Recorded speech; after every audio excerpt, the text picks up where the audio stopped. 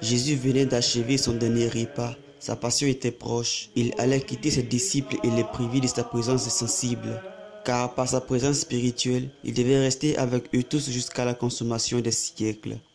En ce moment suprême, il leur adressa donc un discours où il les exhortait à supporter les persécutions des impies, qu'il désignait sous le nom de monde. Il les avait, dit-il, tirés de ce monde pour en faire ses disciples. Ensuite, il leur annonça clairement que les Juifs devaient être leurs persécuteurs et les siens. Et par là, il devait paraître avec évidence qu'il faisait partie de ce monde damnable qui persécute les saints. Quand il leur eut dit que les Juifs ne connaissaient pas celui qu'il avait envoyé, et que cependant il haïssait le Fils et le Père, c'est-à-dire celui qui avait été envoyé et celui qui l'avait envoyé, il ajoute comme conséquence ces paroles. Mais quand sera venu le Paraclet, que je vous enverrai de la part du Père, cet esprit de vérité qui procède du Père rendra témoignage de moi, et vous aussi vous en rendrez témoignage, parce que depuis le commencement vous êtes avec moi. Quand le Paraclet est venu, cet esprit de vérité a-t-il convaincu par un témoignage plus évident ceux qui avaient vu et qui le haïssaient? Il a fait plus. En se manifestant à eux, il a converti à la foi qui opère par la charité plusieurs de ceux qui avaient vu et qui le haïssaient encore. Pour le bien comprendre, rappelons-nous de ce qui s'est passé. Au jour de la Pentecôte, le Saint-Esprit est descendu sur 120 hommes réunis ensemble, et au nombre desquels se trouvaient tous les apôtres. Dès qu'ils furent remplis de cet esprit, ils se mirent à parler toutes sortes de langues. Plusieurs de ceux qui avaient haï notre Seigneur furent frappés de si grands miracles, surtout quand ils virent que Pierre prenait la parole et rendait à Jésus-Christ un si grand et si divin témoignage, qu'ils durent reconnaître comme ressuscité et vivant celui qu'ils avaient tué et qu'ils croyaient relégué pour toujours parmi les morts. Le cœur touché de componction, ils se convertirent et ils reçurent le pardon du crime qu'ils avaient commis, en versant avec tant d'impiété et de cruauté un sang si précieux, car le sang même qu'ils avaient répandu les avait rachetés. De fait, le sang de Jésus-Christ a été de telle manière répandu pour la rémission de tous les péchés qu'il a pu effacer même le péché de ceux qui l'avaient répandu. C'est ce que notre Seigneur avait en vue lorsqu'il disait « Ils m'ont haï sans sujet, mais quand sera venu le Paraclet, il rendra témoignage de moi. » C'est comme s'il eût dit « Ils m'ont haï et ils m'ont mis à mort pendant qu'ils me voyaient parmi eux. » Mais le Paraclet rendra de moi un tel témoignage qu'il les obligera à croire en moi, même quand ils ne me verront plus. Et vous, ajoute notre Seigneur, vous rendrez aussi témoignage parce que depuis le commencement, vous êtes avec moi. L'Esprit Saint rendra témoignage et vous aussi, comme vous êtes avec moi depuis le commencement. Vous pouvez annoncer ce que vous avez appris, et si vous ne le faites pas dès à présent, c'est que la plénitude de l'Esprit Saint n'est pas encore descendue en vous. Car la charité répandue dans vos cœurs par l'Esprit Saint qui vous sera donnée vous inspirera la confiance de rendre ce témoignage. Elle manquait à Pierre cette confiance lorsque, effrayé par la question d'une simple servante, il ne put rendre témoignage à la vérité. Sa terreur fut si grande qu'elle le poussa à régner 3 fois son maître, en dépit de la promesse qu'il lui avait faite. Or, cette crainte n'existe pas dans la charité. Au contraire, la charité parfaite met dehors la crainte. Mais quand par une grâce plus abondante cet esprit eut été répandu en lui, son cœur si froid fut enflammé pour rendre témoignage à Jésus-Christ. Et sa bouche qui, dans sa frayeur, avait trahi la vérité, fut ouverte. Et bien que tous ceux sur lesquels le Saint-Esprit était descendu parlassent toutes sortes de langues, Pierre fut le plus prompt et le seul de tous à rendre, devant la foule des Juifs assemblés, un témoignage éclatant de Jésus-Christ, et à confondre ses meurtriers par la preuve de sa résurrection.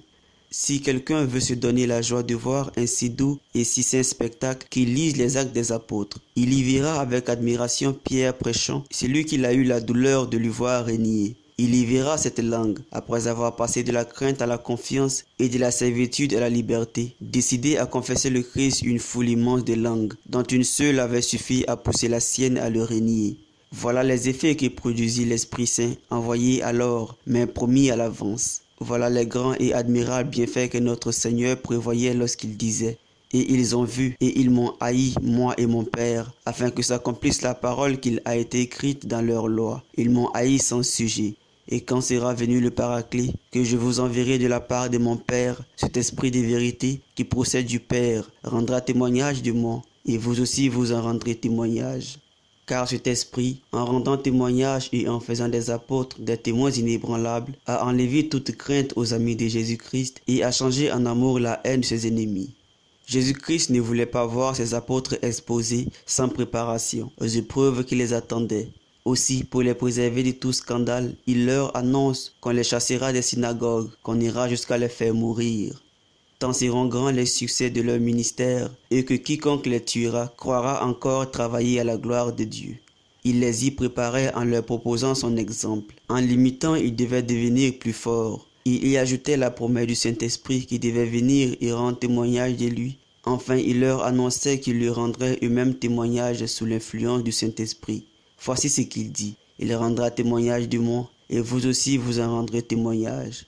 Assurément, c'est parce que le Saint-Esprit rendra témoignage que vous rendrez témoignage vous-même. Il rendra témoignage dans vos cœurs, et vous, ce sera par vos paroles. Il vous inspirera, et vous parlerez afin que puisse s'accomplir ce qui est dit. Leur voix s'est répandue par toute la terre. C'eût été peu de les encourager par son exemple, s'il ne les eût encore remplis de son esprit. L'apôtre avait entendu ces paroles de notre Seigneur. Le serviteur n'est pas plus grand que son maître. S'ils m'ont persécuté, ils vous persécuteront aussi. Jean 15, 20. C'est pourquoi le Seigneur commence le chapitre par les paroles suivantes. Je vous ai dit ces choses afin que vous ne soyez pas scandalisés. C'est donc avec raison qu'après avoir promis à ses apôtres le Saint-Esprit, qui leur ferait rendre témoignage de lui, Jésus ajoute, je vous ai dit ces choses afin que vous ne soyez point scandalisés. Quand la charité est répandue dans nos cœurs par le Saint-Esprit qui nous a été donné, il s'est fait une grande paix, car alors nous aimons la loi de Dieu et pour de tels gens il n'y a point de scandale possible. Il leur annonce ensuite ce qu'ils doivent souffrir et il leur dit, ils vous mettront hors des synagogues.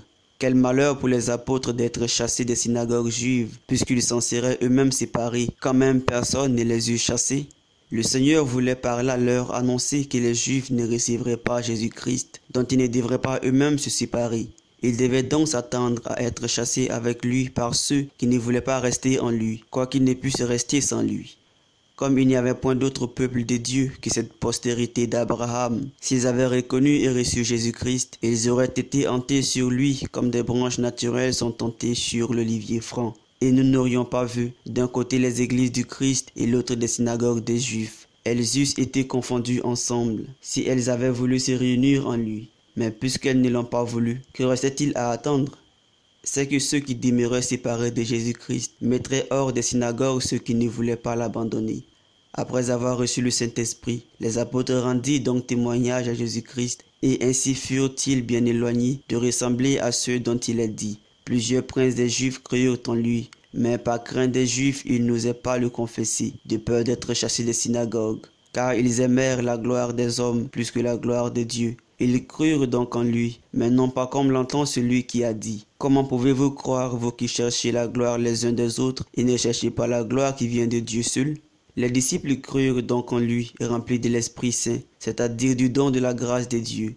Ils ne furent ni du nombre de ceux à qui, ignorant la justice de Dieu et voulant établir leur propre justice, ils ne sont pas soumis à celle de Dieu, ni du nombre de ceux dont il est dit, ils ont mieux aimé la gloire des hommes que celle de Dieu. Enfin, ayant ainsi parlé, Jésus ajoute, mais l'heure vient où quiconque vous fera mourir croira être agréable à Dieu, et ils vous feront ces choses parce qu'ils n'ont connu ni mon Père ni moi. C'est-à-dire, ils n'ont connu ni Dieu ni son Fils, auquel ils croient se rendre agréable en vous mettant à mort. Le Seigneur ajoute ceci pour consoler ses disciples de ce que les Juifs les chasseront de leur synagogue. D'avance, il leur annonce les maux qu'ils souffriront pour lui rendre témoignage. Ils vous mettront hors des synagogues. Et il ne dit pas, il leur vient où quiconque vous tue croira obéir à Dieu. Que dit-il donc? Notre Seigneur n'a pas voulu leur marquer et leur faire entendre autre chose que la joie qu'ils ressentiraient après avoir été chassés des assemblées des Juifs. Vous gagnerez tant de fidèles à Jésus-Christ. Veut-il leur dire qu'il ne leur suffira plus de vous chasser? Il leur faudra vous faire mourir de peur que par votre prédication vous ne convertissiez tout le monde à Jésus-Christ et que vous ne le détourniez de la pratique du judaïsme qu'il regarde comme la vérité divine. Car évidemment, c'est des Juifs qu'il veut parler ici, comme c'est d'eux qu'il a dit. Ils vous mettront hors des synagogues. Sans doute, certains témoins, c'est-à-dire certains martyrs de Jésus-Christ, ont été mis à mort par les païens. Mais remarquez-le, ces païens, en les mettant à mort, croyaient rendre hommage non à Dieu, mais à leur faux Dieu. Or, ceux d'entre les Juifs qui mettaient à mort les prédicateurs de Jésus-Christ croyaient rendre hommage à Dieu, car ils s'imaginaient que c'était abandonner le Dieu d'Israël que se convertir à Jésus-Christ. Telle fut en effet la raison qui les poussa à faire mourir Jésus-Christ lui-même. Dans ce discours, notre Seigneur encourageait donc ses disciples par son exemple en leur disant « S'ils m'ont persécuté, ils vous persécuteront aussi. Et comme en me mettant à mort, ils croiront rendre hommage à Dieu, il en sera de même pour vous. » Oh, égarement horrible! Et quoi? Pour plaire à Dieu, tu fais mourir ceux qui lui plaisent, et tu détruis par la mort le temple vivant de Dieu, dans la crainte de voir son temple de pierre abandonné. Oh, aveuglement exécrable!